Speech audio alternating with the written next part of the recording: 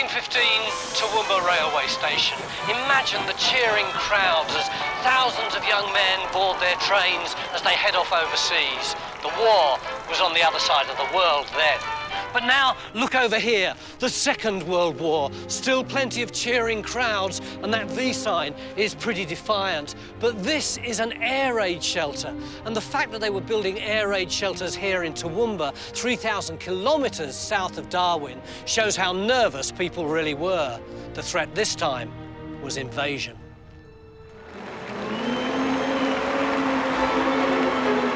Men and women of Australia and New Zealand, your country needs you.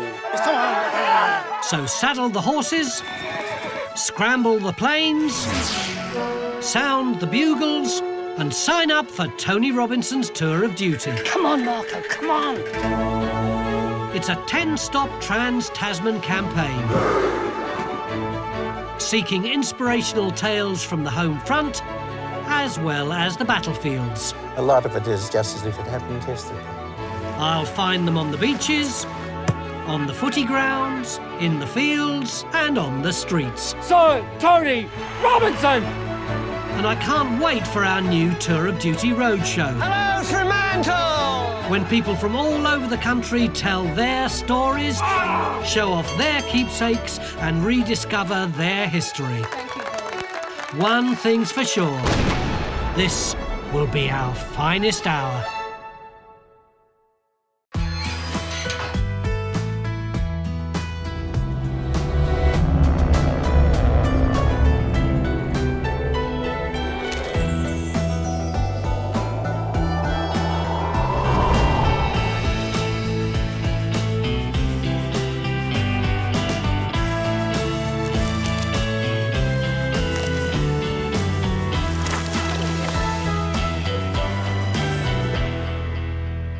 I'm kicking off my tour of duty in a Queensland town with a proud military tradition, Toowoomba. I'll investigate the mystery of the movable Mother's Memorial. So where is it? Who was Bill the Bastard? I know it was a horrible name, but that's what they called him. You'll get it straight from the horse's mouth. And as always, I'll drum up a crowd of people. Hello, Toowoomba! When I take the Tour of Duty roadshow to one of Toowoomba's most sacred sites of remembrance.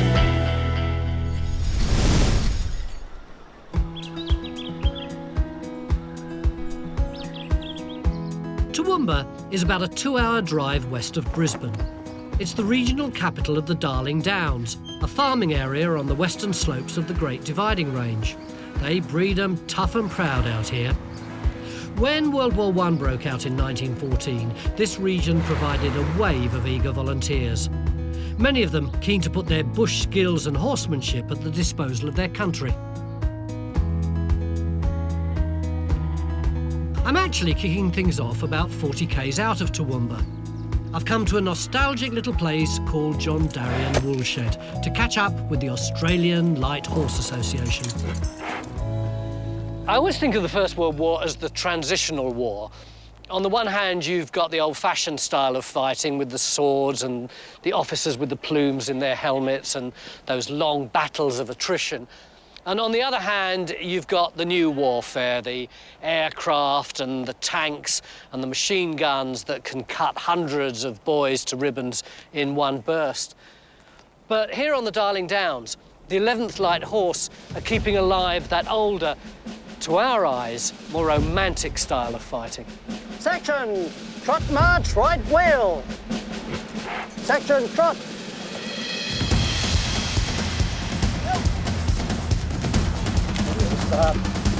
Today's Dad's Army of the 11th Light Horse are a throwback to the raw young lads from the bush, swept up in the fervour of the Great War.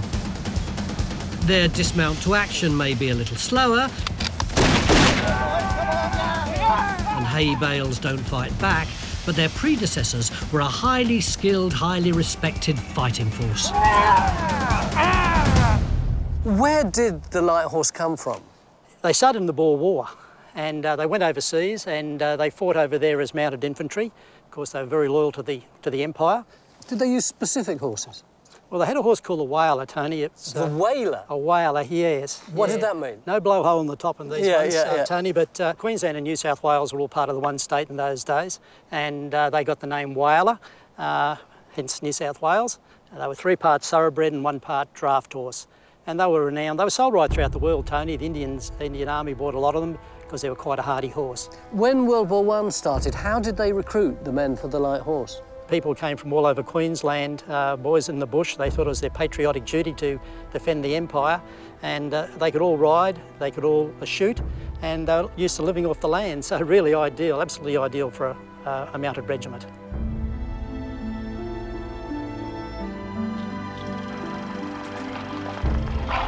In World War I, Australia sent more than 120,000 whalers to the battlefields on the other side of the world.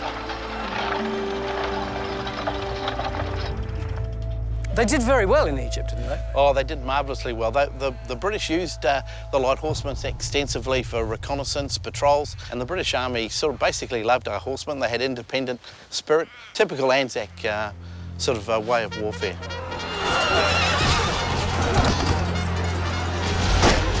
Australia's light horsemen made their name at the famous 1917 charge on Beersheba. Their surprise attack carried them through the Turkish trenches and into the heavily fortified city in less than an hour. And that was after a 3-day march with few supplies and barely any water. You can imagine the bond that these riders and animals would have. Must have been really intense after all that experience they've For sure. You imagine you fight together, you sleep together, you eat together, and in some cases you give the ultimate sacrifice together. Sadly, Australia's strict quarantine laws meant most of those valiant army horses could never come home. There is a story, isn't there, that a lot of the horses were taken out by the guys who rode them into the night and shot through the head because they couldn't bear anybody else to do it. That's a bit of a myth perpetuated by, I think, one of Banjo Patterson's famous poems, We Left Them Behind. The reality is some horses were dispatched and they were old and infirm, or heavy horses older than 15 years of age. There is some truth that horses were, of course, dispatched by the Veterinary Corps, and a very few amount of soldiers did actually take their mate's horse, usually, rather than do it themselves behind a sand dune and rather than give them away. How many do you think? Probably less than 300 in all honesty. Most of the surviving horses were sold off or transferred to other armies. But if any one of these noble beasts did deserve to come home, it was the legendary Bill from another Queensland regiment, the 2nd Light Horse. You know me, if there is an audience around, I love to wind them up, and there is an audience over there, so I'll have a go. Excuse me, I don't know how many of you speak English, but I've got a story, and if anyone is going to appreciate it, it's going to be you lot. So may I tell it to you? Is that all right? May I? Thank you very much. OK, right. Now, this is about a whaler, big horse just like you. Only this one was incredibly brave, incredibly strong, very intelligent, and his name was Bill. The only problem about Bill from a human point of view is that he'd let hardly anybody ride him, so they called him Bill the Bastard. I know it was a horrible name, but that's what they called him. So anyway, in 1916, Bill went out with the troops to North Africa, and they were stuck in this incredible fight with the Turks. And the right flank of the Australians was completely hammered. 5 soldiers had their horses shot from under them, and they were trapped. They were going to die because every other horse had cut and run, except for who? Yes, except for Bill, who was standing still, just like you. And 3 of the soldiers struggled over to him and flung themselves up onto his back, and they thought that he would shake them off. But he didn't. And then one of the other soldiers crawled up to him, heaved himself up onto his left stirrup, and still Bill didn't run. And then the other soldier went onto his right stirrup, heaved himself up as well. And that was the moment when suddenly Bill turned and he started to move through the sand, which was incredibly claggy and very difficult. And he was under enemy fire all the time. And he went for more than a kilometre with all 5 soldiers hanging on to him until finally he got them all to safety. So he wasn't such a bastard after all, was he? No, he wasn't. Anyway, thanks for sharing the story. Bye. Cool, talk about a tough crowd. Still, if they come on down to the Tour of Duty Roadshow at East Creek, I'm sure we'll be able to do something about those long faces.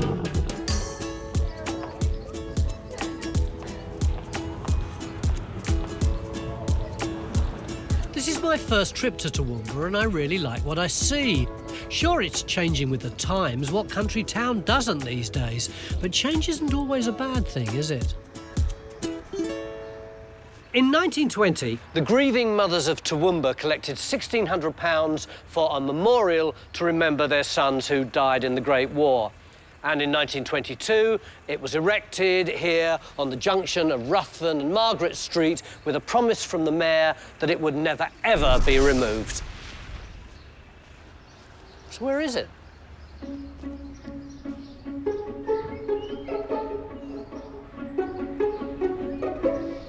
All you need to do is walk half a kilometre up the road through East Creek Park, and here it is, resurrected. But why? Why was it moved at all when the mayor was under a strict promise never ever to do so? Well, the answer, and it was very controversial at the time, is that by the mid-1980s there was so much traffic on Ruthven and Margaret Streets that it was thought inappropriate to have the memorial there. A lot of people thought it should be somewhere much quieter and more contemplative. And the decision did split the town, but by and large, I think they were right. I mean, look at this beautiful space. It's so big. It means they can hold the dawn service here every year, and thousands of people can turn up. And I don't think they would have been able to create a service anywhere near as beautiful on a busy roundabout.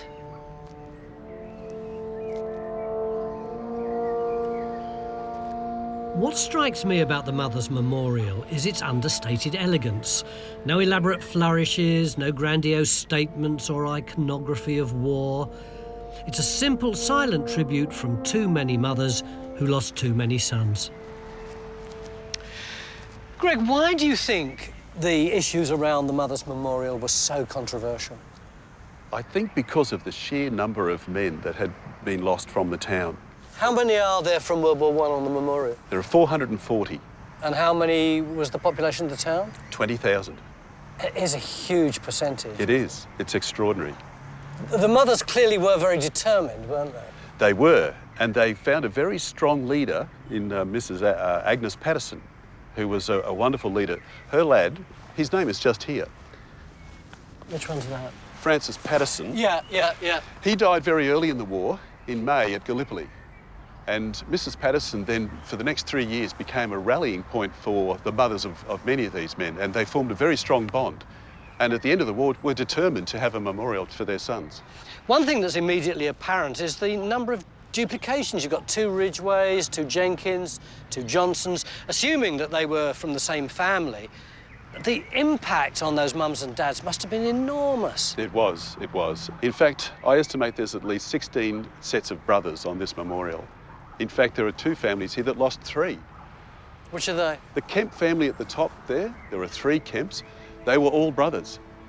And terrible for their mother. In fact, 4 of them, 4 boys from that family went to the war. And of those, Joseph and William and Alexander were all killed in action.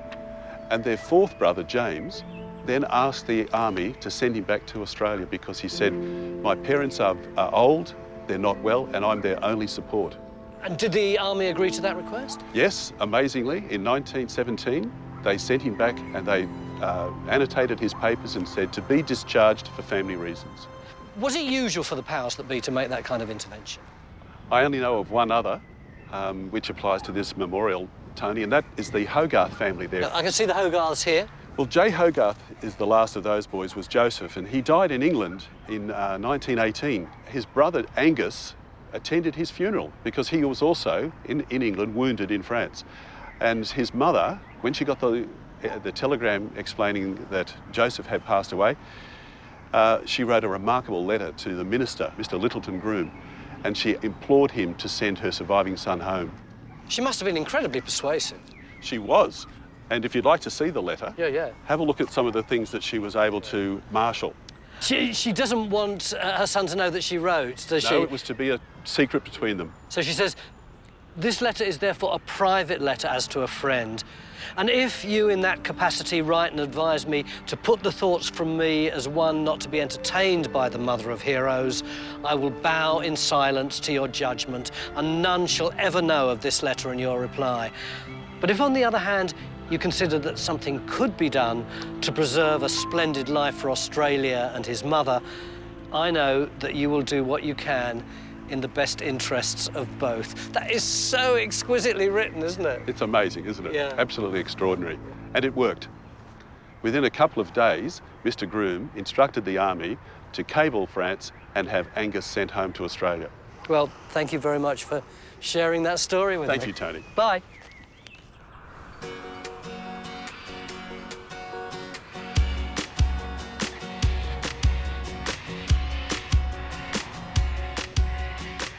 I've come to Toowoomba to poke around its stories from the last 100 years of Australia's war service. And you don't have to dig too deep to find signs of the pride this city takes in its military history. This huge honour board at Toowoomba railway station pays tribute to the hundreds of railwaymen who served in the First World War. Both then and in the Second War, this station would have been a hive of activity, with trains carrying produce and weapons and soldiers. You can imagine the scenes on the platform, can't you, as hundreds of families embraced their young sons and cried and said goodbye, and you can imagine the young soldiers peering out of the windows of the trains for a last look at their loved ones. But one group of soldiers from Toowoomba had a very different experience.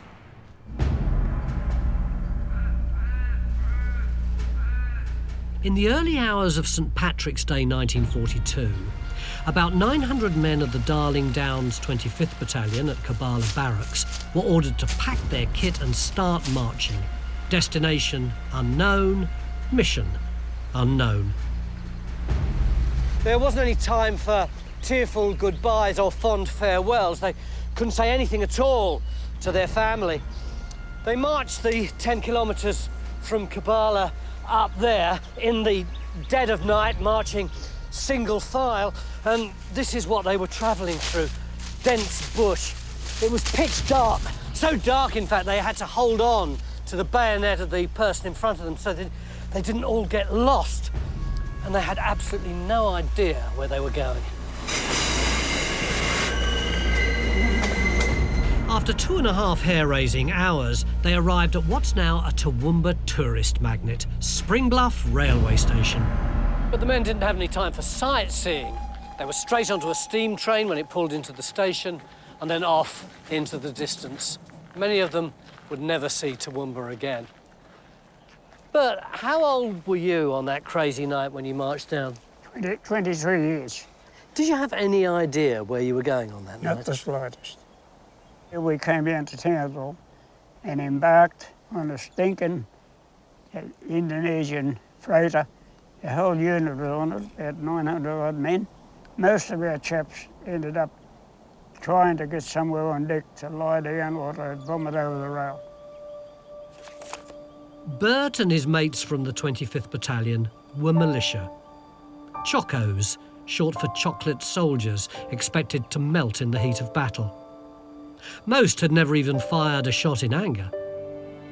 Bert was a conscript, wasn't he? But I didn't think there was any conscription in Australia in those days. We did have conscription in the 1920s and 30s, but at the beginning of World War II, the Australian government called up all fit men aged between 18 to 21 for military service. The Defence Act of 1903 meant they couldn't serve outside of Australia, but New Guinea was considered to be part of Australian territory.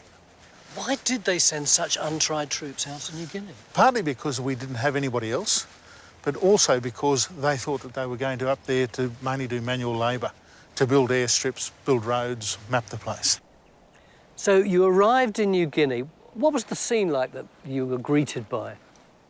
The Milne Bay it looked a beautiful place. A real picture postcard with palm trees and mountains rising into the mist.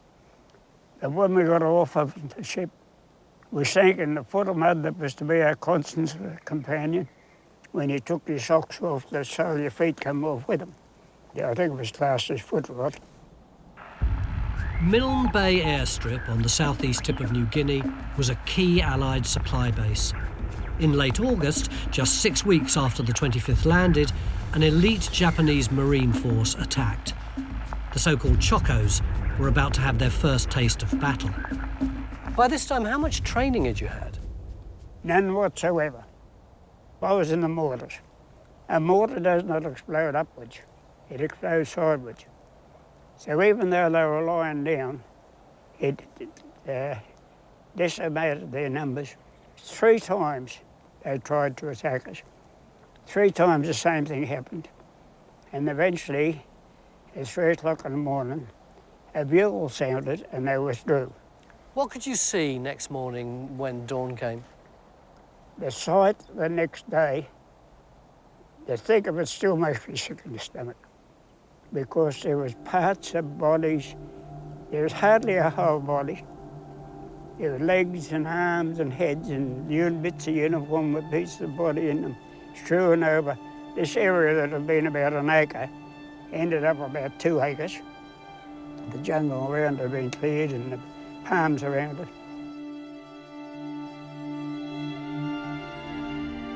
After a bloody 2-week encounter, the Battle of Milne Bay was over and the Japanese army attack was beaten back.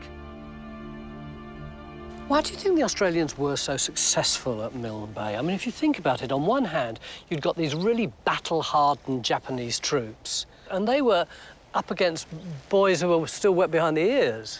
I think it was basically that the Australians were fighting for their own country. They were fighting for their homeland, much as the Turks on Gallipoli fought against the Australians to defend Turkey. Australians in New Guinea were fighting the Japanese to defend Australia. There were no ideals, it was a fight to the death for their own country. So they would have truly believed that if the Japanese had won, the Japanese would have invaded Australia. Was that true? It wasn't true now. We now know that the Japanese plan was to cut Australia off and let it wither on the vine. But at the time, there was no doubt in anybody's mind that the Japanese were going to invade. Milne Bay was the Japanese Land Army's first defeat of the war. 750 of their men would never leave the place. Neither would 167 Australians. The Chocos had come of age. But at what cost? Were you proud of what you achieved? Not really, not when I saw the bodies. I felt so sad. I think that men could be reduced to mincemeat.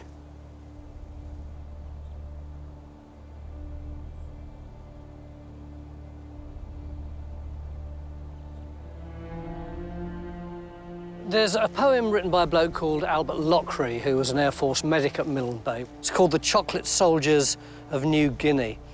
And there's a verse in it that goes, "Through the trackless mountain passes, through the deadly swampland drear, in the slush of endless mudlands they plod, and the enemy near is crafty and cunning and silent, but the Chocos have no fear, as shedding their blood in the jungle, they fight for their country so dear."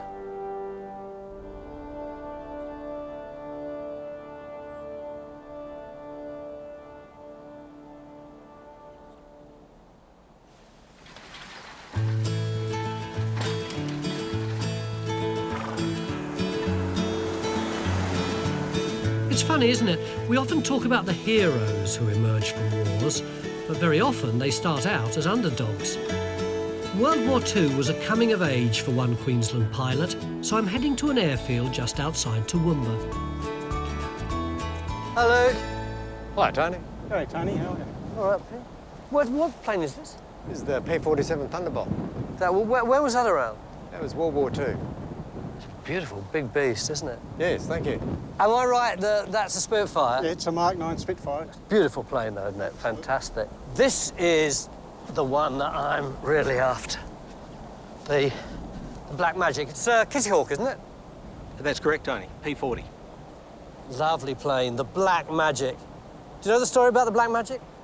No. No? No. Look, to tell you, come round if you've got a moment. I'll tell you all about it. This is the story of the first, indeed the only, Aboriginal fighter pilot in the Australian Air Force in the whole of World War II. Fascinating bloke. He was called Len Waters, and he was one of those blokes who always wants to do better. He wanted to be part of the elite, and he saw the Australian Air Force as part of that elite. So he joined up as a flight mechanic, and he worked there for about a year, and then he took his exams to be a pilot. Only 48 passed, and of that 48, he was in the top 5.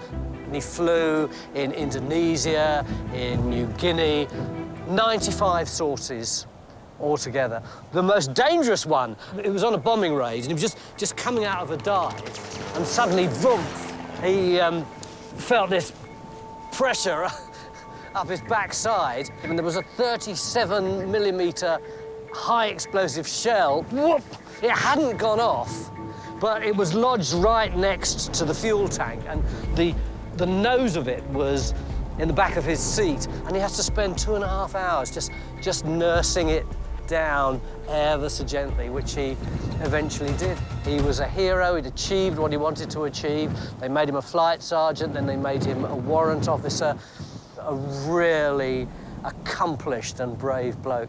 And that was his plane, the Black Magic. It wasn't a racist thing being called the Black Magic. The previous guy who flew the plane had been called John Blackmore, but Len kind of believed it was a rather strange and amusing coincidence that his plane should be called Black Magic. Luke, as a tribute to him, do you think we could fly the plane one more time? Are you happy to do that?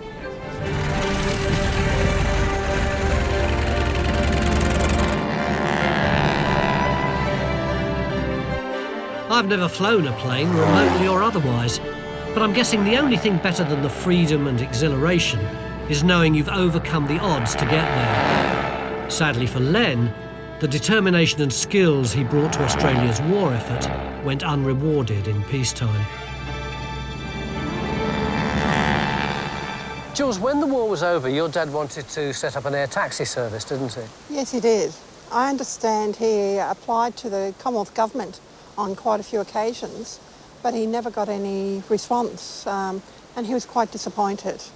After the war, he's virtually been told to go back to being a shearer. Had he suffered any kind of discrimination during the war period? I don't believe he did, because I was fortunate to know quite a few of the pilots that were in his squadron, and they all respected Dad quite a bit, especially when you take into account he didn't have that same schooling that they had. But they all had so much respect.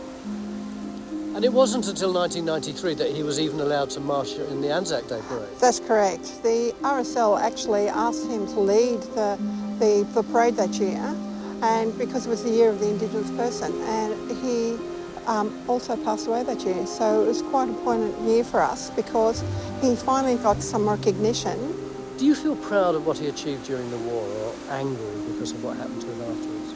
Well, I'm proud of what Dad achieved during the war because he achieved quite a bit. And Dad always referred to himself as an Australian Aboriginal. Not an Aboriginal first, but an Australian Aboriginal. And that was, I thought, well, then he's proud to be the Australian representative. Very nice to meet you. It's lovely to meet you. Thanks a lot.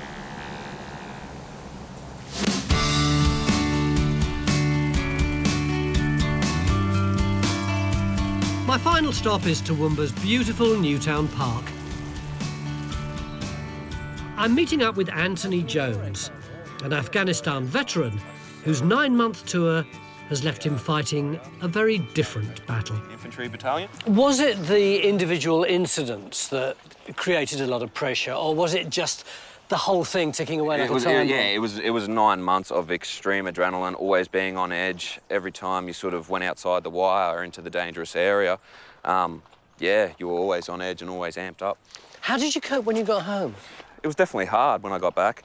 The first 6 months wasn't too bad. They call that the honeymoon period. Mm-hmm. You come back, you got lots of money, you're all excited to see your family and friends again, you know, all that kind of stuff.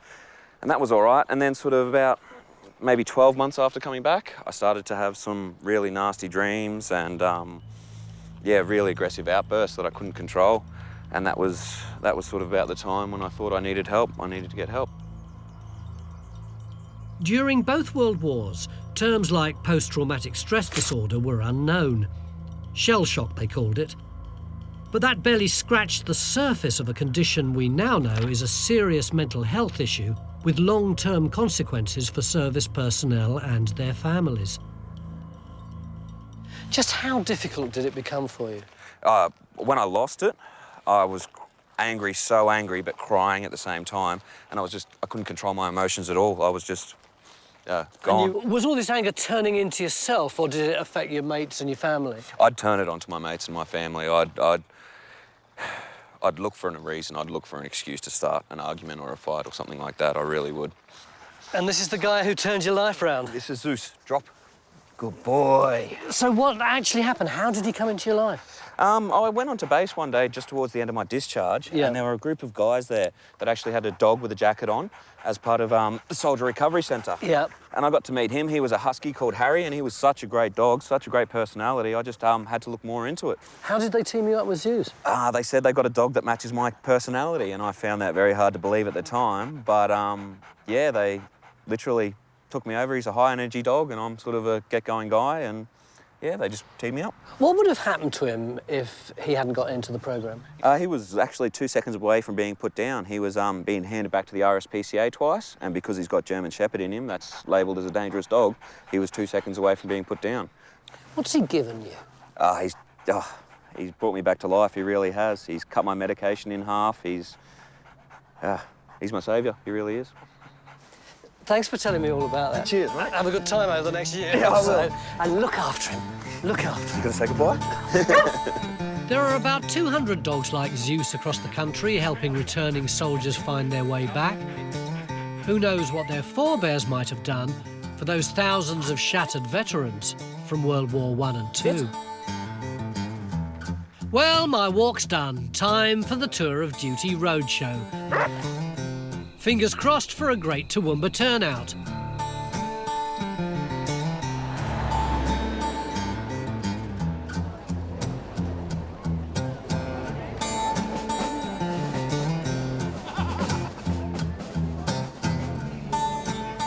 Look at this. Perfect weather, excited crowd. Looks promising.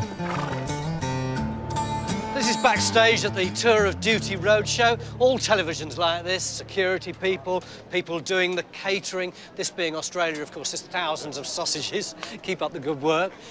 Lots of camera people loading up and checking everything out. The army is exactly the same. In the First World War, Toowoomba was famous for the 11th Light Horse. But around here, you'd have heard the din of people making horseshoes and baling up hay and shoveling the poo. Metaphorically, that is what is happening right here, right now. These people do all the hard work, then I stroll on and say, hello, Toowoomba.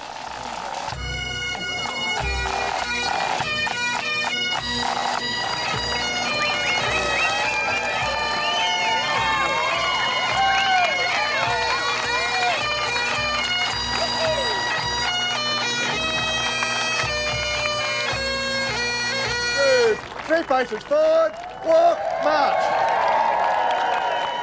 Hello, Toowoomba! And thank you to the 11th Light Horse and the Toowoomba Caledonian Pipe Band for giving me such a glorious entrance. You know, don't you, that when you're being led along by a load of blokes in skirts and a lot of howling bladders and other blokes with bits of emu on their head, you're absolutely safe. So we can all feel reassured and totally secure this afternoon. Anyway, Before we start, I want to introduce a great friend to you, Professor Peter Stanley from the University of Tony. New South Wales, Canberra. Good day, mate. G'day. Peter is one of Australia's foremost military historians and an all-round good bloke. Peter, what is it that you're going to be looking for this afternoon in particular? I'm looking to hear lots of Queensland and Toowoomba stories, Tony. I hope we can hear them today. I'm sure we will, I'm sure we will. That's just about all from us for the moment, so let's get on with the roadshow!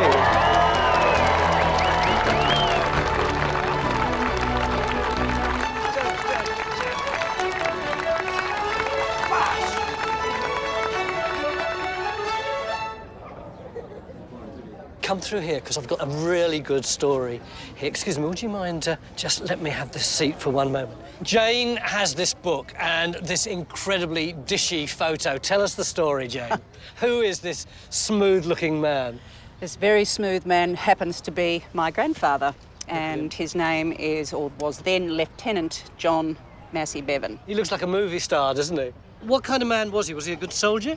He did win the military medal Yeah. for saving some gun carriage horses who were under fire and were struggling to get free of their harnesses. But it's And he not let them his go. bravery that this story's about, really, is it? No. This is the book. Tell us about it.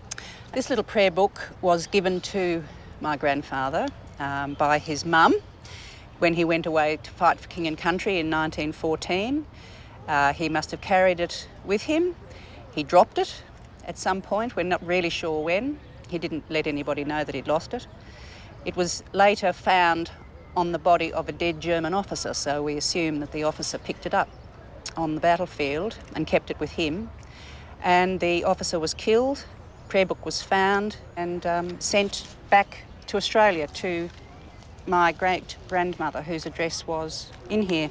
So that would have been the front page of the prayer book? I suspect so, Yeah. just looking at the back of it looks like So the same. whatever must she have felt when she got a formal letter from the YMCA in this prayer book? I think she would have immediately thought that her son was dead. But he wasn't dead? No, he was not dead, and luckily they did receive letters from him not long after this had turned up, which were posted after it had been posted. So he went on to have a family and presumably calmed down, because if you look at these photos, tell us all what you can see. My French girl. His French girl. My Welsh girl. His Welsh girl. And not on the back, but in another part of the photo album, is his South African girl. Plus, there's two girls on the other side that've just got Leeds written under them. What a disgraceful family you come from. Shame on you, Jane.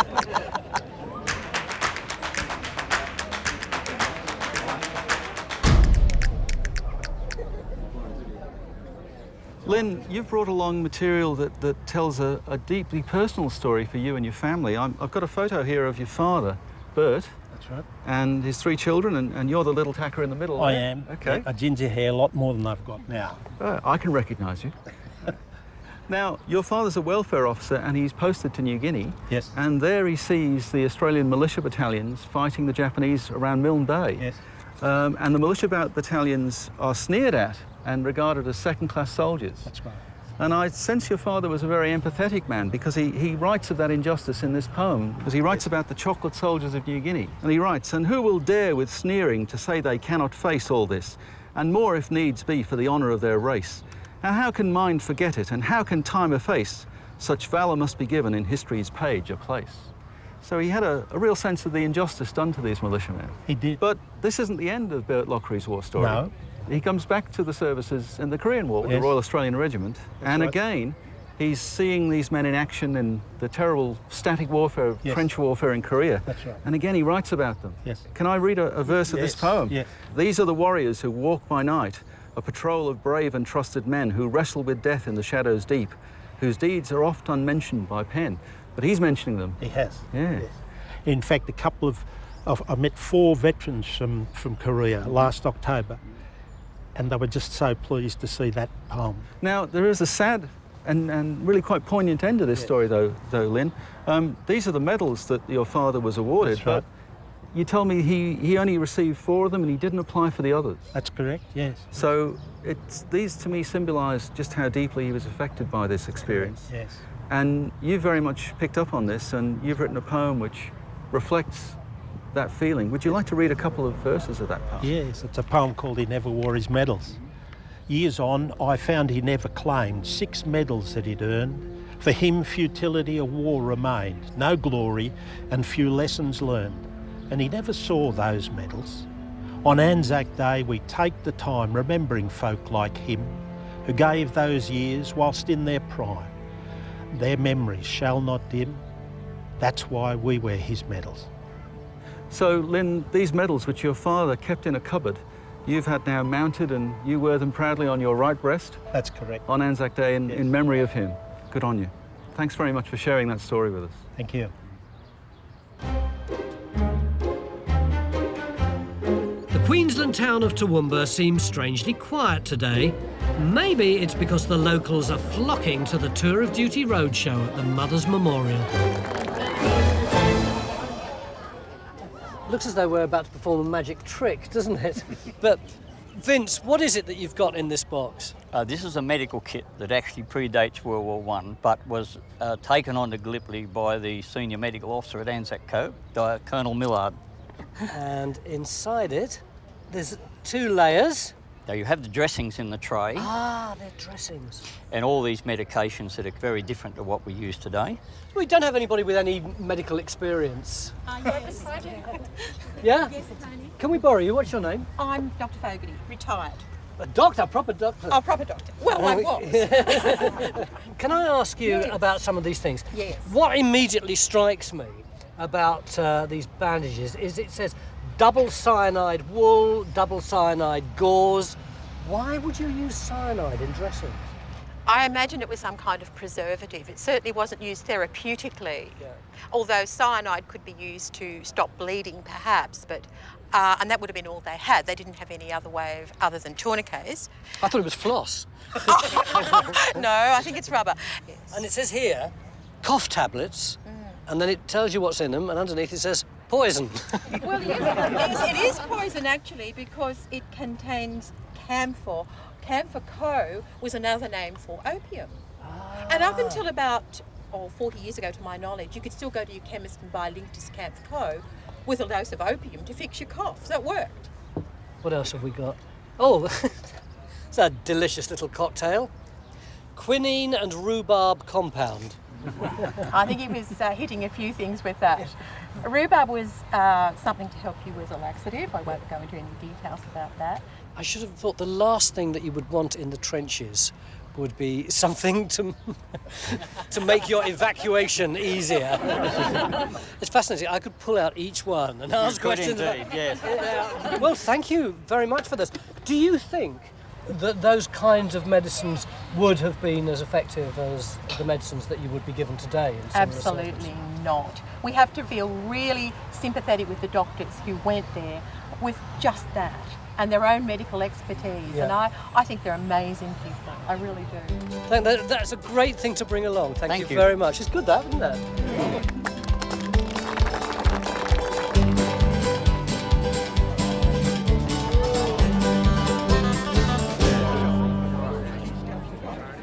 Claude, it's the story of you as a merchant sailor facing danger as merchant sailors did. You were telling me before that you had a very unusual experience on your 18th birthday. So take us back to the 7th of May 1942. What's happening to you? I'd been at the wheel on a Greek ship, the Chloe. I was right on the stern and I saw a torpedo coming towards me. Right. And I thought, well, that's unusual. And it veered off and missed the ship and exploded with the time fuse. Great. So everyone abandoned stations. Now, this is happening in the Pacific Ocean, 30-odd miles south of Noumea. That's right. What happens next?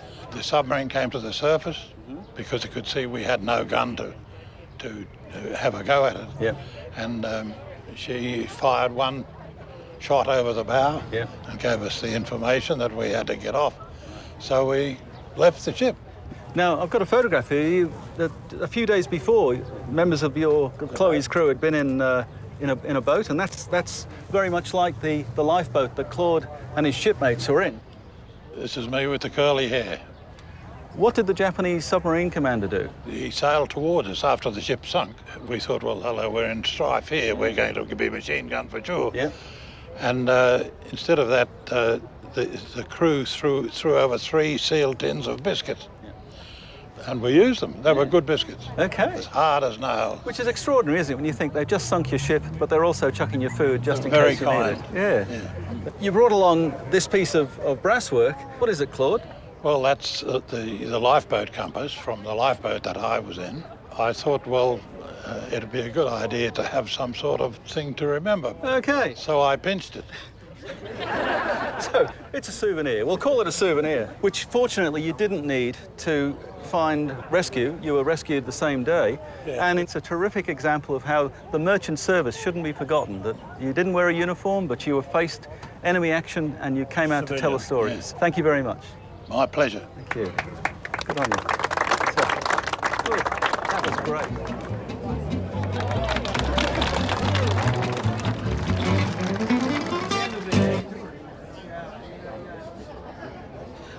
This queue is ridiculous. You've been going for about 2 hours now. It doesn't get any shorter. Well, what you got there? What's that?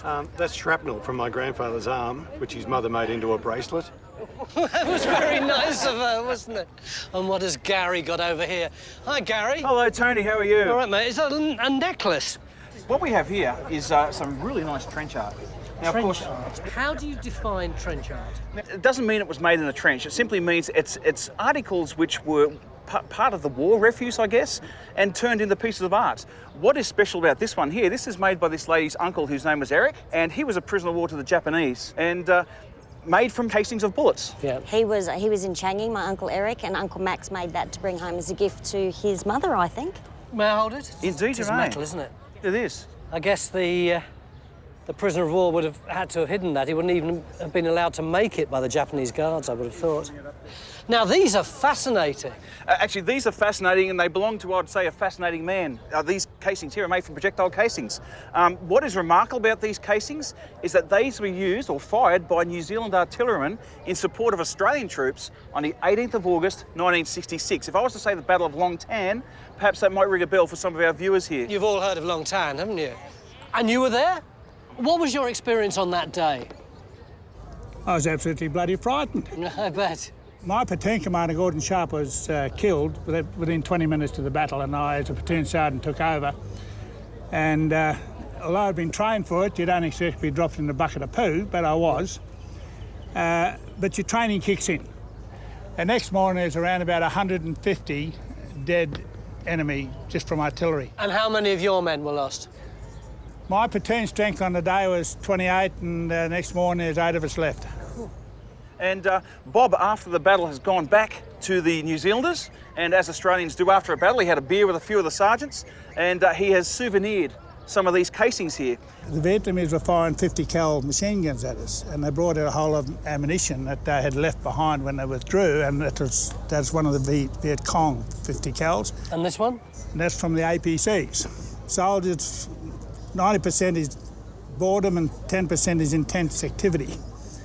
So I made those. Well, thanks for sharing those with us. It's great, isn't it? We haven't seen all that much trench art, and to see all that beautiful stuff.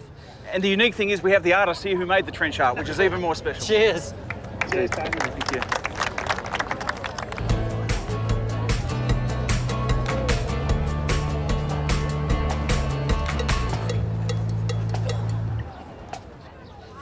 Excuse me, is this World War II? Yes, USMC? that is. Yes, it is. What's USMC? Marine Corps. But of course. These were used in World War II, and in Vietnam, they changed them to plastic. Were you in Vietnam? I was, yes. I flew helicopters. I was a door gunner and crew chief on them at one time, yes. Do we have any Vietnam stuff here? Just showing Joe this. I've got a lighter little keepsake from the old country. See this? Now look at the other side. Wow. What's the story of that then? First time I ever got shot at. I was on the right-hand side of a helicopter behind an M60, sitting there. The lighter was sitting in my pocket here, and we took a bunch of 30 cal fire, very low altitude, and I got hit in the bat, not knowing what had happened to me. It's like getting hit with a sledgehammer in the hip. Yeah. but I couldn't find any blood, so I couldn't figure out what had happened. It wasn't until we landed, and I reached in to light a cigarette, and I found it. I felt it in my hand. Oh my God, that's what had stopped the round. Weren't you lucky that it didn't explode? They're not under pressure like a Bic lighter. Yeah. So that it just shoots the fluid out, so it doesn't explode. If it was a tracer, maybe, but it wasn't. Yeah. They always say smoking damages your health, but not in your case. Smoking saved my life. I'm one guy to say that. Cheers.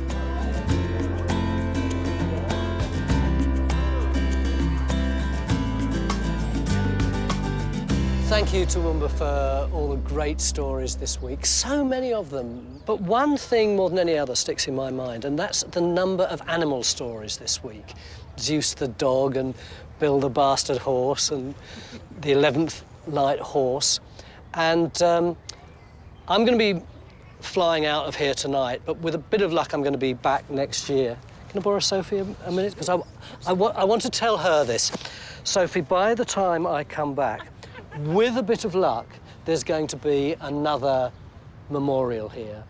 One to recognise the sacrifice and contribution that animals have made in war. And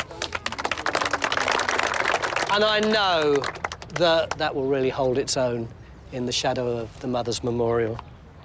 You're excited about it already, aren't you? Thank you, Toowoomba. Thank you. Thank you.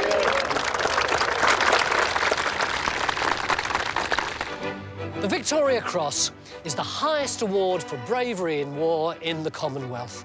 And at the start of World War I, one state could boast that it was home to 1/3 of all the existing Australian VCs, and that state was Tasmania.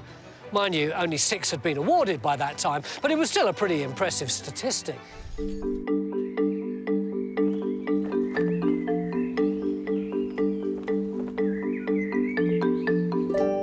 I love Launceston. It's one of the prettiest towns in Australia. There's Cataract Gorge and the beautifully preserved 19th century facades in town. I mean, every corner reveals its own little time capsule. But when war calls, this little pocket of northern Tasmania has always answered. In World War I, more than 15,000 Tasmanians did their patriotic bit for king, country and empire. I'm in the little village of Evandale, just outside Launceston, which was home to arguably the most famous of them. This is such a beautifully quiet little town. It's the sort of place that wins awards for neatness. Look at this lovely trimmed grass, the old village green. But always here, looking at this statue, there's a crowd of tourists. Where are you lot from? From the UK. How are you? Whereabouts? From Sussex. Hey, Sussex. Oh, a bit posh down there, isn't it? So presumably you hadn't heard of Harry Murray never before. No. Mad Harry Murray. Great Harry Murray, as he was also known, because he was the most decorated infantry soldier of the entire First World War. Let's start with a VC in 1917. Had not one but 2 Distinguished Service Orders, a Distinguished Conduct Medal, a French Croix de Guerre, and mentioned in dispatches 4 times. Now add to those 4 medals 7 promotions, 2 on the one day, mind you. But this bloke who landed at Gallipoli as a 35-year-old private was no reckless daredevil.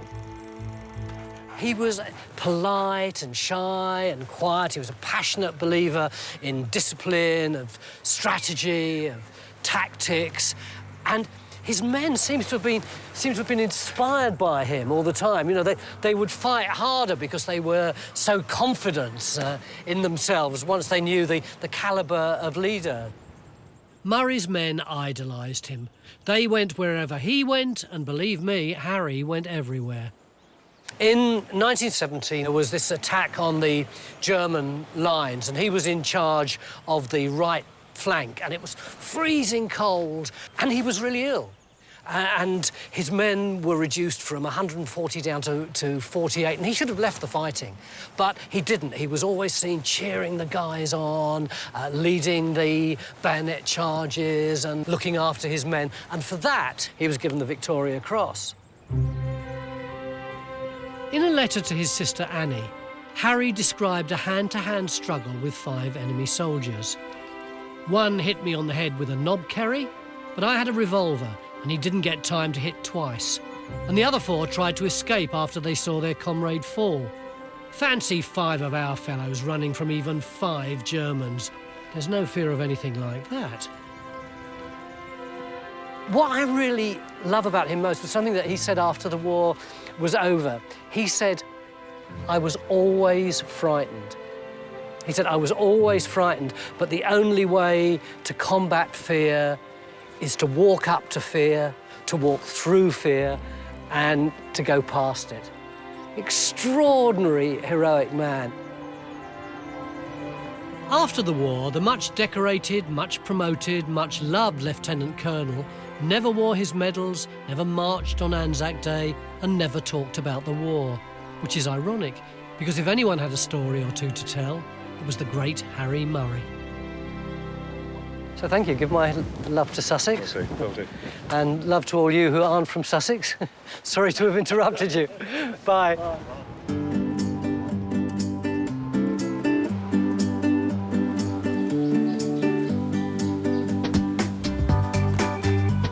Time for me to leave the small town of Evandale and head for an even smaller town about 100 kilometres east. Population 256. Well, 263 if you count the men made out of wood. Medals can be a really appropriate way to remember someone's heroism, particularly for the families of the fallen. But we have to remember that there are hundreds and thousands of servicemen and women whose stories aren't officially recorded. But that doesn't necessarily mean that they've been forgotten. For instance, here in the little town of Ledgerwood, in 1918, they decided they wanted to create a memorial to their local war dead. And they wanted it to be something that would last for hundreds of years. On the 15th of October, right here on the railway crossing of the Ringarooma Road, they decided to put up 9 big trees, 7 for each of the local dead from around here, 1 for Gallipoli and 1 for the Anzacs. Sadly, they didn't last for hundreds of years. They didn't even last for 100 years. But what happened next was far more extraordinary.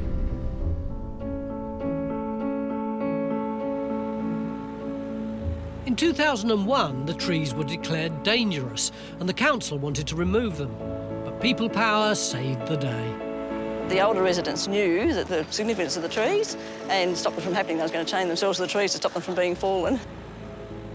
And then we came up with the idea of carving the trees into the likenesses of the soldiers. So we had to research the soldiers, find out who they were and what they did before they went to war.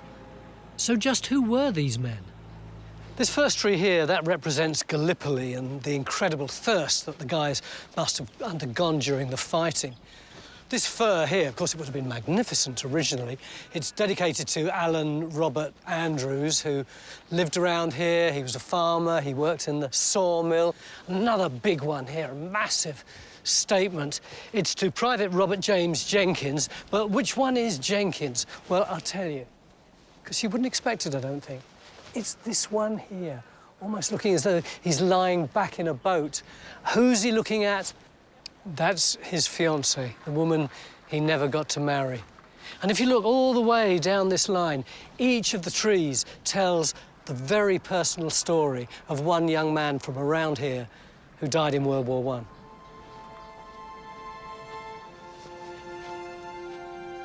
Young Alan Andrews was only 18 when he went overseas, and I can't imagine how hard that would have been for his family. Yeah. But he was killed when he was 19, and so we carved him looking towards his mother's farm and waving his hat with his dog by his side.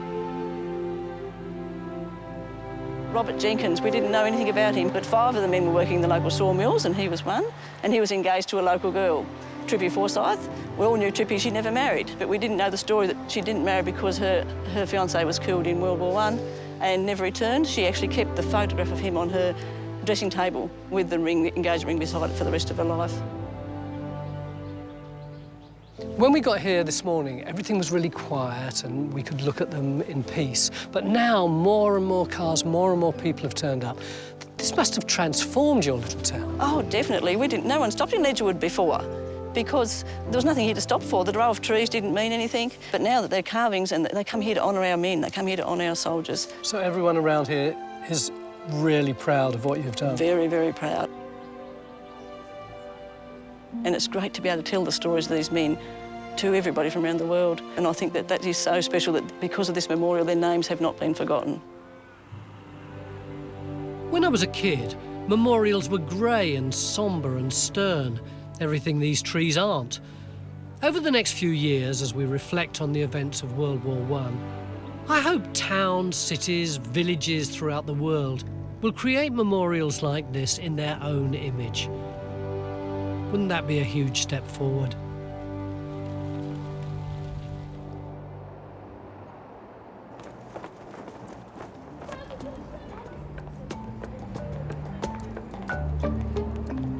I'm back in the Big Smoke on my way to City Park to road test a relic of a worldwide pandemic that brought fear and loathing from the battlefields of World War I Europe all the way to Little Launceston.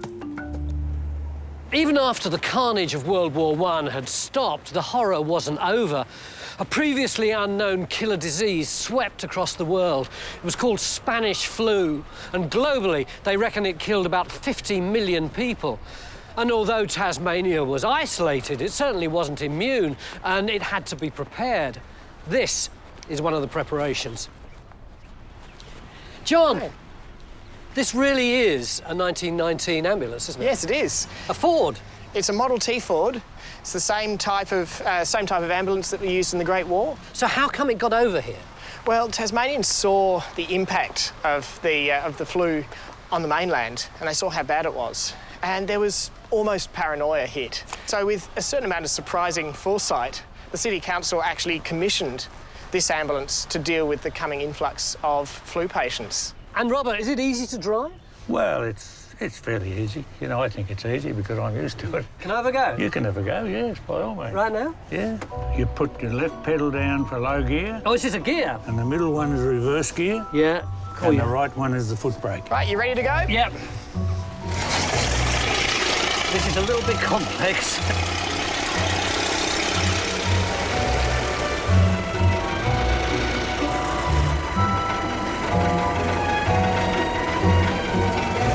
What's the top speed, Robert? Around about 80k. That's pretty fast, really, isn't it? Not bad for a Model T, is it? It's hard to imagine now that an old rattler like this might have meant the difference between life and death for a Spanish flu patient. Still, I don't suppose anybody imagined that all those men returning home from the battlefields of Europe could have spread a vicious bug that claimed more victims worldwide than the Great War itself. John, it's great fun driving this around in the park on a sunny day, but it would have been a bit different in 1919, wouldn't it? It was. There was real worry about this. This was serious, and this was an emergency response vehicle. To what? What was Spanish flu like? Well, it was a pretty serious disease. You'd end up with difficulty breathing, and in really serious cases of Spanish flu, pneumonic influenza, the body it's described as turning black to various degrees. So there must have been some kind of panic going on around here, knowing that this disease was out there in the rest of the world and on the Australian mainland and just coming closer and closer. It's quite widespread panic. I mean, they were really worried. So what did people try and do to ward it off? Well, mostly the treatment just consisted of wrapping people up and putting cold packs on their heads. They recommended strong black coffee and cod liver oil, and one nurse even recommended alcohol as a good treatment for flu. More than 10,000 Australians died from Spanish flu. Launceston recorded just 31. This relatively small number led some people to believe the Launceston lurgy wasn't the real thing. They didn't see any cases where people ended up with the blackening effects of pneumonic influenza or Spanish flu. So it could just have been a coincidence. It could have been ordinary flu, but a particularly nasty version of it. A particularly nasty strain of it. And we don't know to this day. And all we've got left of the story is this ambulance. That's right. That's fascinating. Thank you for sharing all that with me. Thank you. Cheers, John. Bye. Mystery or not, Spanish flu was a major killer back then. Even now, its variant strains still pose a serious risk to 21st century society.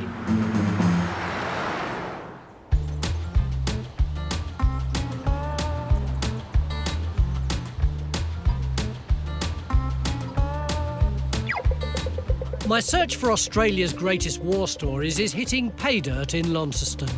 Time to spread the word about one of Tas's bravest men and an event very close to my heart. Ladies and gentlemen, I don't know if you're aware, but this Saturday there's going to be a big history roadshow which we're running about particularly the impact of the First World War on Launceston. So if you'd like to come along, we'd love to see you. But the real reason why I've just leapt up and started shouting around in the middle of a mall is because I wondered whether many of you have heard about a guy called Teddy Sheehan. Does that ring a bell? No? No?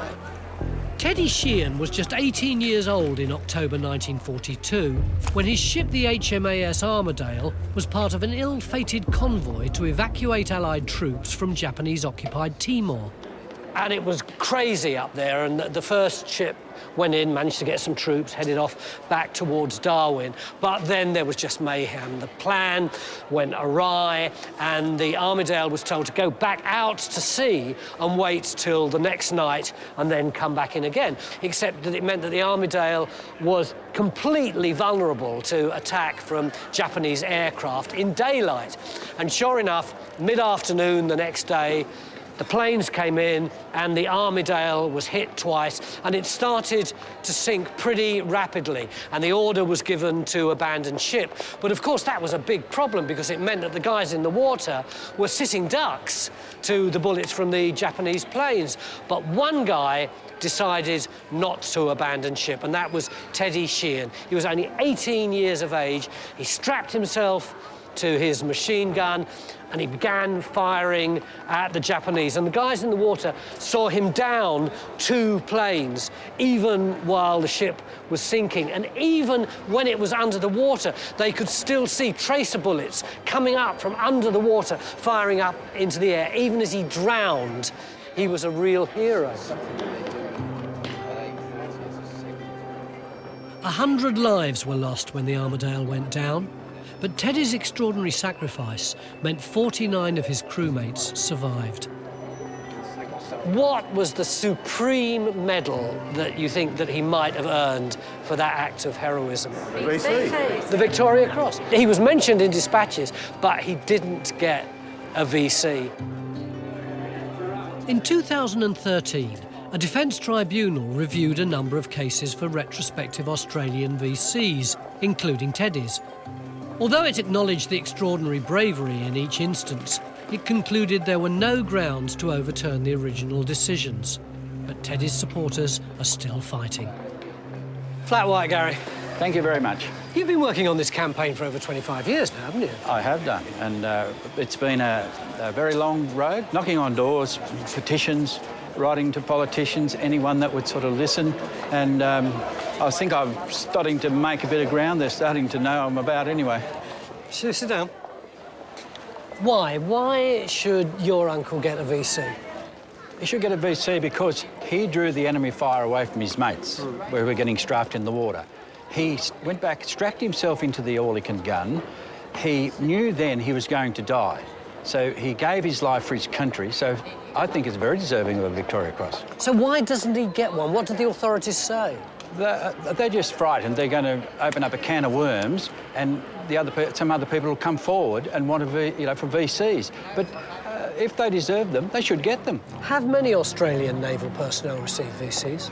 Not one, and I don't know why, because they say that they're not man-to-man combat, but I find that very hard to believe. But there was a British sailor, wasn't there, who got a VC in pretty similar circumstances? Yes, Jack Mantle. Jack Mantle. Jack Mantle. He was very similar to what Teddy did, and he stayed at his pom-pom gun and kept firing at the enemy, and he died at his post, which is what Teddy did, and he got a Victoria Cross, well deserving, I might add, and Teddy didn't. Well, it's taken you 25 years, probably take you at least another 25, but let's hope you get there in the end. I'll keep fighting on. Lead. Yeah, Speedy, when you get it. Yep. Yeah, Charlie. Like most Taswegians, the boys at Scotch Oakburn College are footy mad. Personally, I don't call hand-passing a pointy ball that bounces at weird angles footy, but I digress. During World War II, sporting events were often means to drum up patriotic support for the war effort. It's hard to believe, isn't it, that a group of young men just a little bit older than these could be playing footy 1 minute and the next minute they're fighting in a full-scale battle. But I guess that's part of the futility of war, which is maybe best epitomised here in Tasmania by the World War II 2nd 40th, or Doomed Battalion, as they were known. This was a group of idealistic young men who joined up at a time when the government had already got too many men and hadn't got enough men to train them. They adopted the Dooms moniker before they'd even left Australia. After a nightmare cross-country journey to Darwin, a dock strike at the port left them under-equipped and poorly prepared. Things were no better when they arrived in Timor to protect Australian air bases from the unstoppable Japanese forces. Your dad was actually there in Timor, wasn't he? Yes, Tony, he was. He was one of the original 919. They fought for 3 days only in Timor. This is after the Americans had started to pull out? Yes, that's right. All the Hudson bombers were sent back to Darwin. They had no air cover. Rod's dad, Ernie, was part of this detachment known as Sparrow Force. He and his mates from the 2nd 40th were under siege. They had no hope against the Japanese onslaught. They had 5,000 opposition directly in front of them, 660 paratroopers coming out of the sky, and literally there's 800 men left to fight. So did they surrender?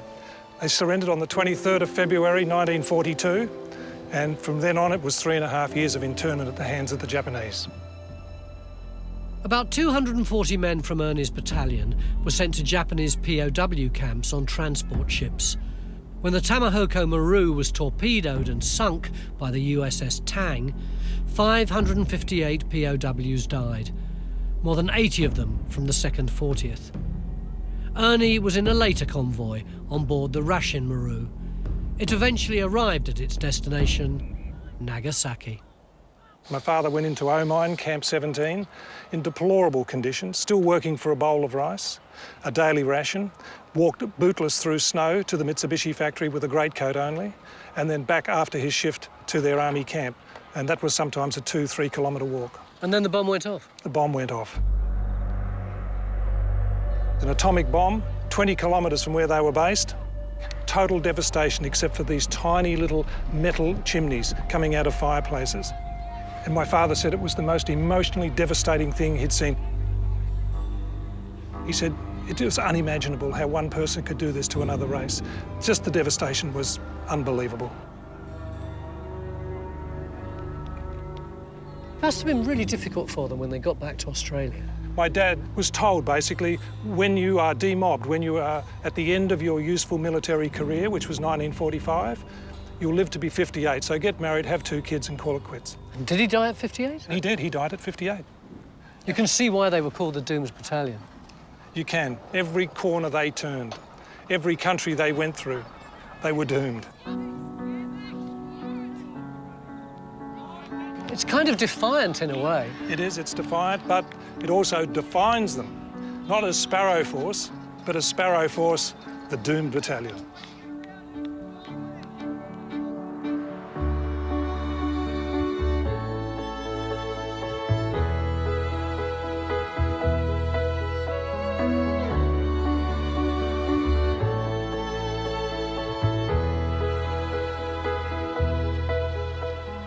The 2nd 40th story is a very moving one, and I'm not done with it yet. The men from that battalion came from all walks of life. Can you show me where the library is? Yeah, it's just at the back. Fine. Just on the left then? Yeah. Thanks. One of them was a talented young artist here at the Launceston Examiner. This is the stuff I'm after. Now, you might think I'm a bit of a nerd, waxing lyrical about this kind of stuff. It does look a bit boring. But these are archives. This is where the history of your town or city is going to lie. All you've got to do is look into it. Look, April, June 1917, the Exeter Show, whatever that is. January to March 1922. This is the one that I'm after, 1939. These are copies of the Examiner from September 1939. Can you see, in those days, on the front page, you didn't have news. All you had was adverts, lingerie, silks, go shopping, all that kind of stuff. But just just a couple of days later. That's September the 2nd. And here we've got September the 4th. Bam! Suddenly, all those adverts have disappeared. Britain at war with Germany. Churchill's chosen. Italy expected to be strictly neutral. They got that one wrong, didn't they? Anyway, at that time, there was a young man called Geoffrey Tyson who was an artist working at the Examiner. This is the kind of thing that he used to create. Isn't that beautiful? It's so innocent, so lovely, isn't it? It's a complete different world. Hold on in your mind to that picture while I tell you the rest of his story. And he was doing this kind of thing too, little comedy adverts. But then the war happened and he became one of the doomed battalion, and he went over to Timor, and then he went to a prisoner of war camp.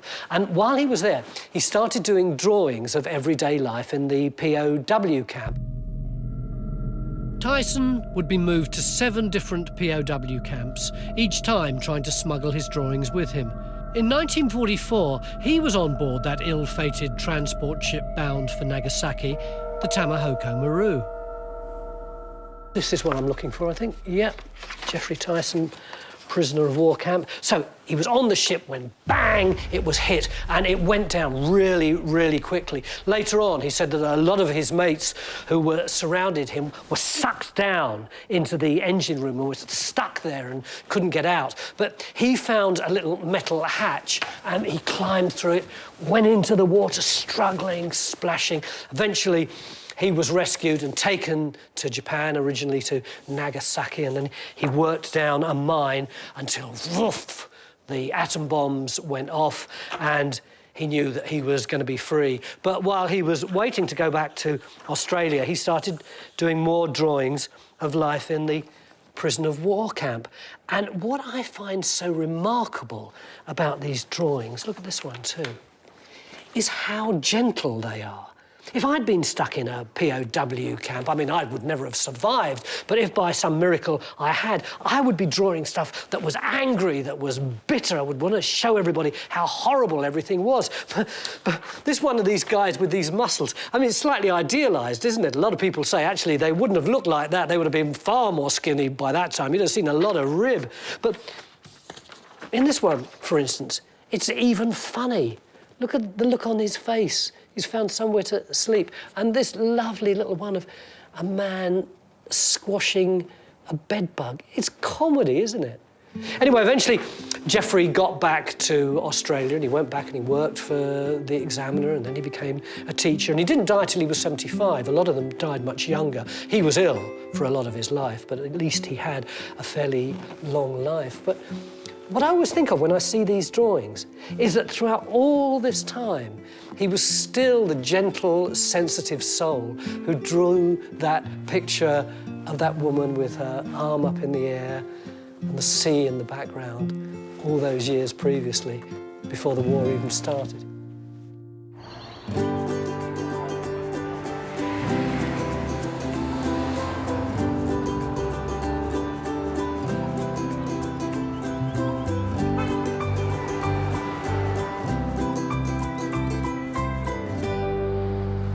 On my walks, I love going along little suburban streets like this and finding stories that you wouldn't expect. This is the perfect example.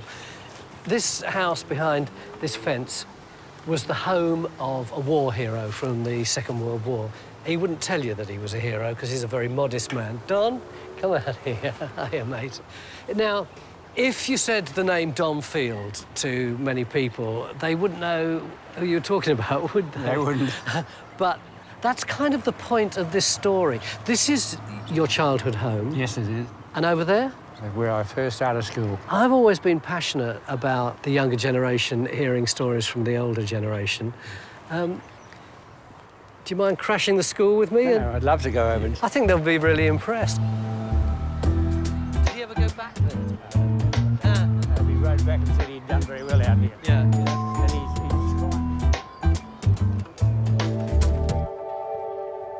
A sniper's bullet struck the officer.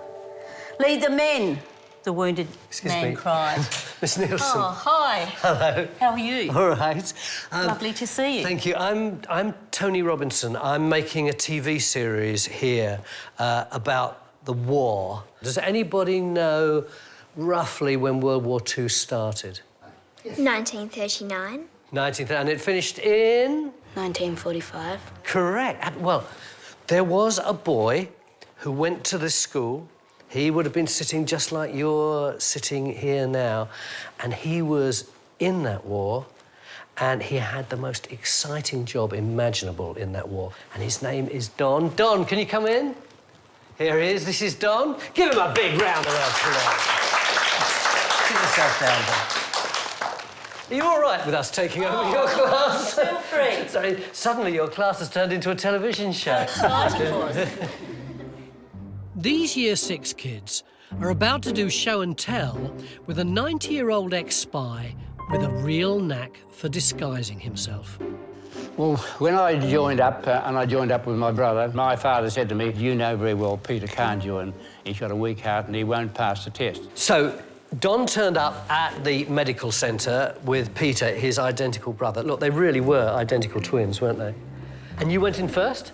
I went in first, and the doctor checks you over, checks your heart, checks your height, notes the colour of your eyes. And he said you were all right? He said, you're right, you're in. And then you went out again? So he said, you've got a brother out there? I said, yes. He said, well, we'll be calling him in about 5 minutes. So I went out quickly and we went to the back of the hall. I took his coat and put it on, took his tie. I went in again. And the doctor looked at me, the colonel, he said, goodness me, he said, you're the dead spit of your brother. I said, we're twins, same height, same blue eyes. He checked my heart. He said, your heart's good. He said, Peter, you're in too. That's disgraceful. What kind of school would produce a man who would do something like that? Don and Peter went into intelligence. The work their unit did intercepting radio signals behind enemy lines in New Guinea was vital in helping crack Japanese codes. General MacArthur, who was the Supreme Commander, said that our efforts during the war probably shortened the war by probably 2 years. Wow. And that was because of the information that the information collected? that was collected, yeah. What would have happened to you if you'd been caught? Oh, we'd have been tortured or tortured, I think. And we were told we were going to be captured alive. How would you have killed yourself? On some missions, we were given a little pill to take. A poison pill? Yeah, poison pill, yeah. Where did you keep it? In the heel of my shoe. And if you'd been captured, you'd have just gone like that? Yeah. It screwed around, yeah. Fortunately, we never had to use it. Now, one of the things that really intrigues me about what Don's just told you is that up to fairly recently, he'd never told anybody about what he did in the war. He kept it an absolute secret. Why was that?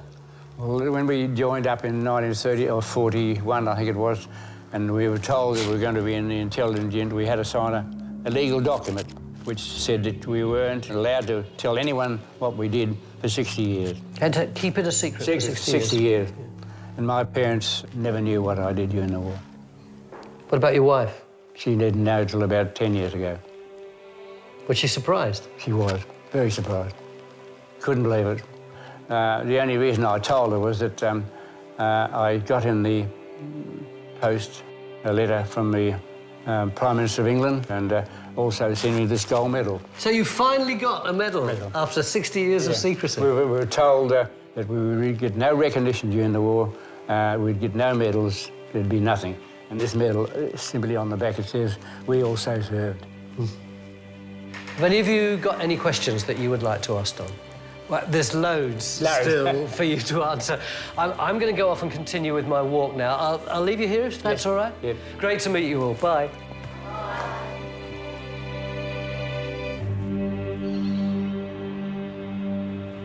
The headmistress just said to me that children seldom remember specific geography lessons or history lessons or English lessons. But if a war hero comes to your school, especially one that used to go to that school, that's something they'll remember for the rest of their lives. Hopefully tomorrow's roadshow will be just as unforgettable. I wonder what we'll find.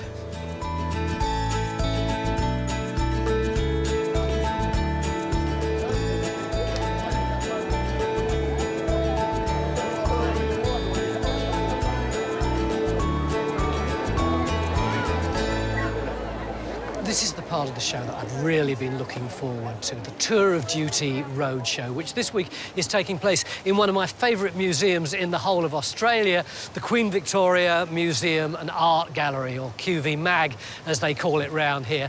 This whole area used to be a swamp, and like most swamps, not many people wanted to live here, so it became the area where industry was created. Now, this place grew and grew and grew until by the Second World War, it was the biggest producer of munitions in the whole of Tasmania. A fantastically buzzy place, and hopefully some of that buzz is going to be recreated over the next couple of hours.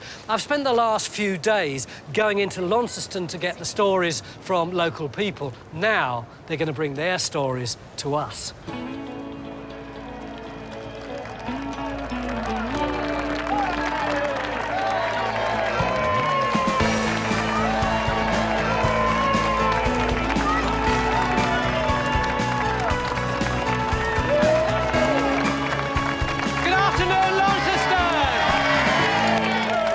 To my Tour of Duty Roadshow, and I know that you've brought an incredible amount of history with you today, and that is so important to us because you probably don't realise it, but a lot of the stories that you can tell us, the rest of Launceston doesn't know. It's also great to see so many young people here. A lot of kids will say, "Oh, history's boring, isn't it?" No, it's not! He likes it. We all know how exciting it is, and if in some way we can imbue that excitement onto the next generation, then I think we'll have done another service as well. Anyway, that's enough of me talking. There's so much to see. It's your stories that I want to hear, so let's get on with the show!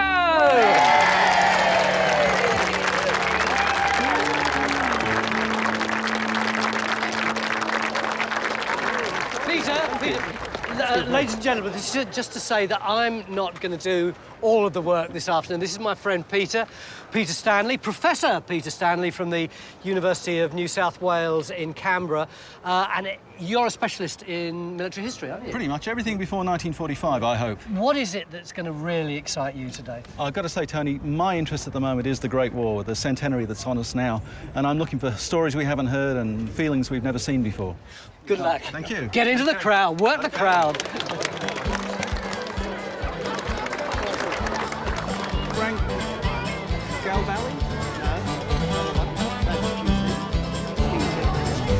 Hey! Beat you, 1-0. Sorry, Isabella, I'll be with you in a minute. Hello. I'm Maggie James. Hi, nice Maggie. to meet you, Nice Tony. to meet you. And I've got a story you may be interested in. Yeah, tell me. It's about my father. His name is Harvey Blackburn. And between the Boer War and he enlisted to go to the Great War, he worked here in these rail yards. Yeah. And he was an engine driver. And unfortunately, on a wet day, he slipped out of the engine and a train ran over his left foot and cut it off. Then he got called in. So he turned up for his medical and didn't say anything about his leg because by then he was wearing a prosthesis. Yeah. And the doctor said, examined him and said, "All right, now take up your trousers." He said, "No, mate." He said, I'm shy. He said, "I've got to see your legs, fella. Take down your trousers." So he turned around, fiddled with his pants, tucked out his right leg. He said, "Now the other leg." Went around, did the same thing, tucked out his right leg again. "All right, you're right." So off he went. Did anybody realise when he was out in Europe that he'd lost his leg? No, because he kept it a secret. Only the men in his tent knew about his prosthesis, you see. And he was a warrant sergeant. So he was able to avoid any more medicals during those 3 or so years he was away by just telling everybody else to go for a medical, and he never ever went for another one. How wonderful to have a slightly dodgy hero in your family. He was a larrikin. Nice to meet you. And you. Bye.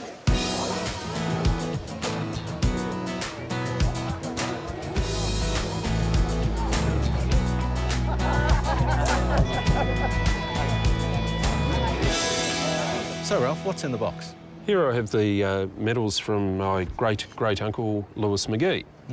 Lewis McGee, VC? Yes, he is, Peter. Ralph, do you know, I've been a military historian for 34 years, and I think this is the first time that I've ever seen a VC this close, and it's the first time that I've been able to touch one. So while I put the gloves on, would you like to tell us the story of how Lewis McGee came to be awarded the Victoria Cross? Yes, well, Lewis's platoon were under heavy fire in Belgium. He ran across open ground, armed only with a with a revolver and took a machine gun post. And he was cited for bravery and was awarded the VC for that. Of course, this is the highest decoration for gallantry awarded to soldiers and sailors and airmen from the British Empire. 100 Australians have won the Victoria Cross, and I'm astonished to say how light it is. There's a very weighty story there, but it's a very light piece of Russian bronze cannon. Now, I want to get an idea of Lewis McGee, the man. I notice you've got a letter there, and I see it's from the YMCA. May I have a look at that letter? Absolutely. It's a copy of the letter. It was written about a year before he was killed in action. And it's written to Eva, his wife? Yes, his wife, yes. He says he hopes he'll do all right. I wouldn't like to disgrace the name, so let us hope that I will keep my end up. And I think we can agree that he did. Yes, yeah. yeah.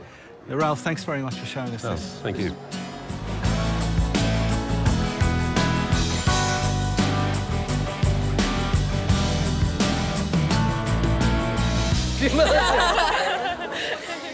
Come over here.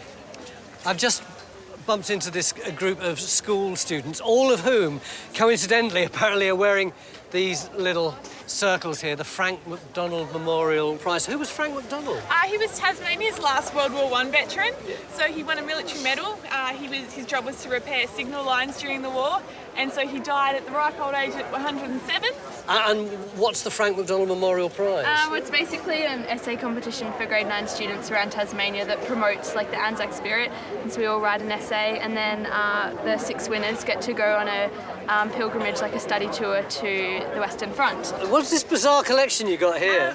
Well, this is my great-great-uncle, Reuben Joseph Wolfe, who fought in World War I. It's all of his badges that he swapped, so the soldiers would swap badges with people from different countries. Like football shirts? Yeah, kind of like that, yeah. And so he swapped these and then brought them back and sewed them in the shape of Tasmania. And was this his bugle? Yes, it was. He played the bugle in the war. Go on, James, have a go. Go on, have a go, see if you can make it. Yeah. Oh, fantastic.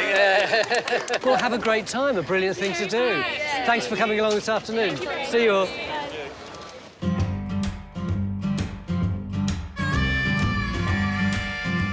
If you put Launceston, the QV Mag, and a whole lot of history nuts together... Who's this one to? What do you get? A Tour of Duty roadshow, of course. It's pretty spectacular, isn't it? Louise, what is this? Tony, she's a bit gorgeous, isn't she? Yeah, she's great. She's a bit of a mystery to the museum. She came in at some stage, we don't know when she came in, but we were packing up a large collection to move, and she turned up. No information, no paperwork. So we just thought, well, we'll leave her in the store face out so people can see her, and one day maybe somebody will come along and go, I know who that is. Well, that's what we've got Peter here for, isn't it? If he's around anywhere. Peter. Hey, Tony, please. What do you reckon on that? I recognise it immediately. It's an American Red Cross poster from, I think, 1942, produced by the Red Cross to induce people to give money to the American Red Cross, and it must have been used by the Australian Red Cross for the same purpose. You see, why didn't you just phone him and ask him? Phone a friend. We did wonder whether it was used for fundraising. Yeah. The thing is, you have to know which poster. And in fact, the poster it's based on, Head and Shoulders Only, is of a nurse. There's more in the background, but that's definitely the poster on which this is based. So this presumably would be an Australian Red Cross initiative to try and raise more money. That's right, but it's absolutely an American nurse. Yeah. That's fabulous. You can imagine a collection box, a donation box next to it. Yeah, I'd give her a few bucks. Put your hand in your pocket now. Yeah. There we are. Now we'll be able to... That's brilliant. Yeah. To give its provenance. Yeah, lovely. Thank you very much. That's what we're here for, isn't it? Thanks, mate. Thank you.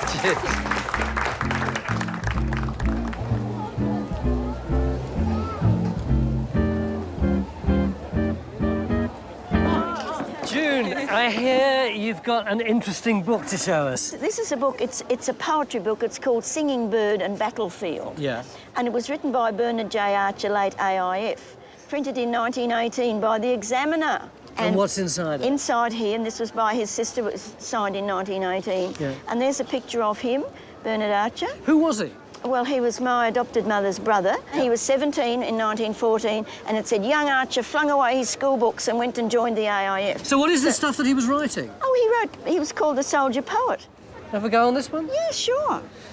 So this is a poem called Victory, about the end of the First World War. by Bernard Archer. The winter clouds have rolled away and summer sun streams down once more. The brightness of its slanting ray has cast my sorrows on before. I walk the western battlefield, the enemies but yesterday. How many here their lives have sealed to rest in peace this sunny day? With death and ruin all around, what is it makes me joyful be? Why do the trumpets loudly sound? 'Tis battle won, 'tis victory. It's lovely, isn't it? A beautiful poem. Thank you for that, Jim. I'm really glad I have it. Thanks for coming in. Thank you.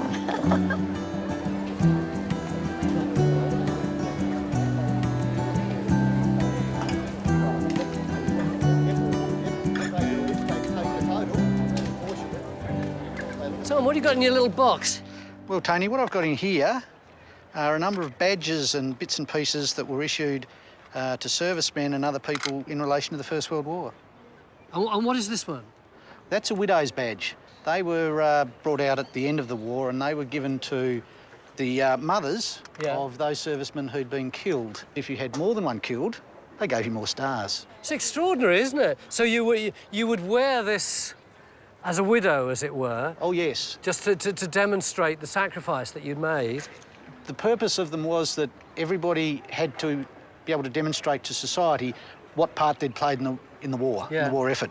So there was not only that, but there were a number of other badges as well. The idea that in war that you would actually wear something to show your status as someone who was bereaved, it seems very strange to us, almost Victorian, isn't it? It was, but it wasn't just Australia that did it. All Germany, France, United States, Britain, all had badges like this, and it was all done so people's service could be recognised. There's more than just that, though, because that one there, that's an unusual one.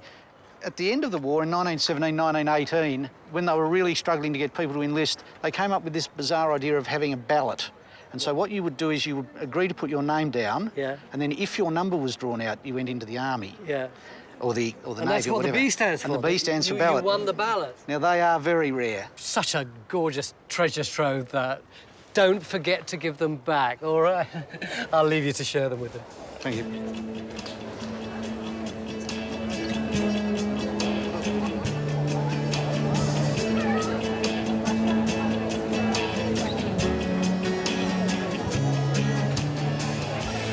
That's an intriguing little book there. Yes, Tony.